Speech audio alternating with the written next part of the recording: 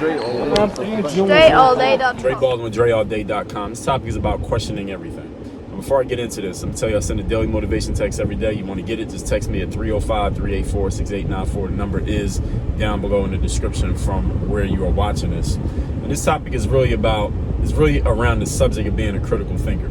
I did an episode on my podcast about being a critical thinker. It's a two-part series. It's episodes 1826 and 1827. If you're watching this on YouTube, those videos should be up on YouTube. Actually, I know they're up on YouTube, so you can watch those there, or you can listen to it on the audio apps. And one of the most important points about being a critical thinker is that you're a person who questions information. You do not just accept anything that is given to you, regardless of the source. So if you get some information from I don't care if it's someone who you really know, love, and trust. It can be your parent, it can be your significant other, a close lifelong friend, a government official, the news station on TV, some celebrity, an influencer who has a verified account on some social media platform. It does not matter who gives you information. You question everything that is given to you. That's what a critical thinker does. In other words, a critical thinker is not dogmatic about the source of their information. Now, I understand that most of us, if you come across some information or something that gets shared by a person who you don't like, or you're not into them for whatever reason, you're just not a fan of that individual, it's easy for any of us to question them, right? Because you already have a reason to, in your mind at least, you already have a reason to not like them and not want to trust anything that they say. If you don't like a certain person, let's say a government person or some person on the internet who you heard of, or some famous person who you don't like for whatever reason, doesn't even matter why. It's easy to question them. But what about when somebody who you like says something? Your favorite rapper or singer says something, or some government person that you voted for, they say something, or your parents that you know your whole life, or your best friend gives you some information. This is my question to you, do you automatically accept it just because of who told it to you? If you're doing that, then you're not thinking critically in that moment. It doesn't mean you can't be a critical thinker as a person, but it means in that moment you are not exercising the skill of critical thinking, because a critical thinker does not accept anything unless they can verify it. You can trust but verify. That's a phrase that gets used in management, is that you trust that the people working for you are doing the job that you told them to do, but while at the same time that you trust that they did their job, you also verify that they did their job, which means, yes, I trust that you said you stock the shelves like you were supposed to, but I'm going to verify that you stocked those shelves. So I'm going to go look and make sure that those shelves are stocked the right way. So just in case you did it wrong, I can correct you. And just so you, as let's say the staff member, you know that me as the boss, I'm going to be checking on your work. So just because you told me you did something does not mean I'm just going to accept that. I'm going to go double check on what you told me you did and make sure that it's done, and make sure that it's done right. That way, everybody is held accountable, right? There's a system of checks and balances that the staff member knows anything I say I did is going to be checked on.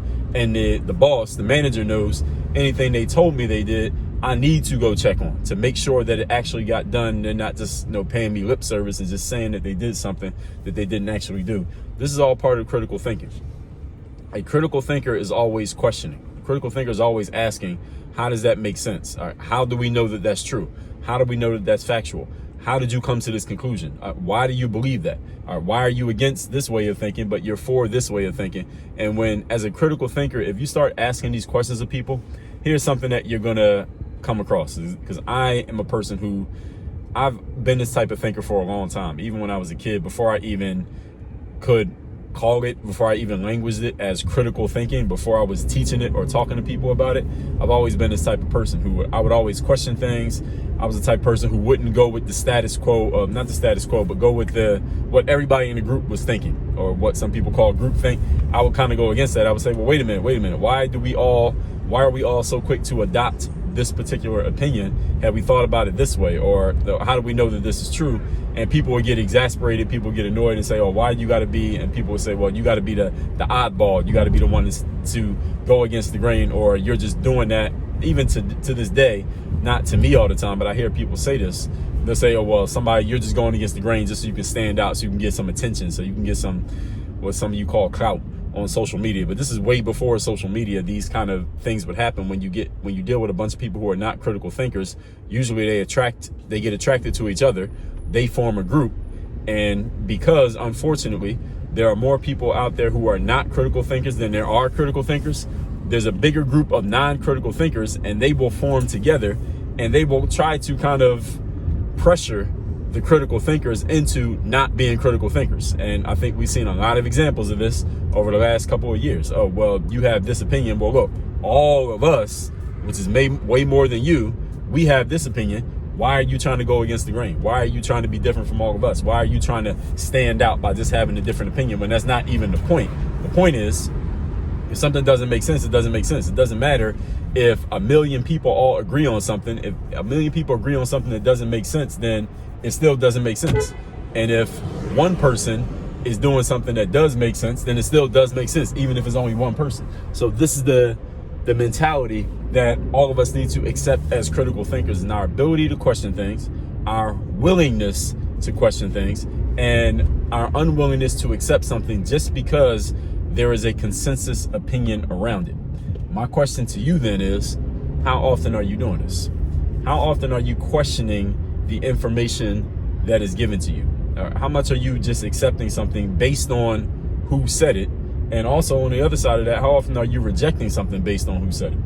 You've been told by maybe people around you that you trust, all right, we shouldn't like this person X. So anything person X says, you come up with a reason to go against it. And you've been also indoctrinated with, well, we should trust anything coming from this person or from this side or from this group. So anything this person, side, or group says, you accept it without thinking about it. Now, are you being a critical thinker in that moment based on what I just explained? And I actually probably didn't even have to explain this to you. You probably already knew it. Are you being a critical thinker if you just accept something based on who said it versus your actual analysis of the information that was given to you? Critical thinkers understand this distinction. Non-critical thinkers don't. And again, I'm going to make sure you understand this. I got to make sure I'm telling you everything. There are way more non-critical thinkers than there are critical thinkers. So you have to understand that being a critical thinker is going to put you in a position where it feels like you're going against the grain, because the grain is the majority. The majority of people don't think critically. So when you are the one who's standing out and saying, well, let's question this. Let's not just accept this because somebody that we like said it. And let's not just reject this because somebody that we've been told not to like said it. You're going to face some blowback. You're going to face some backlash. You're going to get some people who are not going to be happy with you simply because you're not going along with their way of thinking when what they're actually doing is not thinking at all. So this is just something that I want to put in your head for you to keep in mind moving forward, that a critical thinker is always questioning. A critical thinker rarely accepts something at face value. It doesn't mean they will not end up confirming and agreeing with the original information. And this is important. Being a critical thinker does not mean that you will end up disagreeing with everything that you hear. It just means that you verify everything that you hear. You don't just accept it just because somebody told you to accept it, or just because of who you heard said it. You understand what I'm saying here? That's the skill of critical thinking. All right, let me make sure that this is true. Let me make sure that this is correct. Let me make sure that this information is accurate. And you do that through your own thinking and through your own research and information.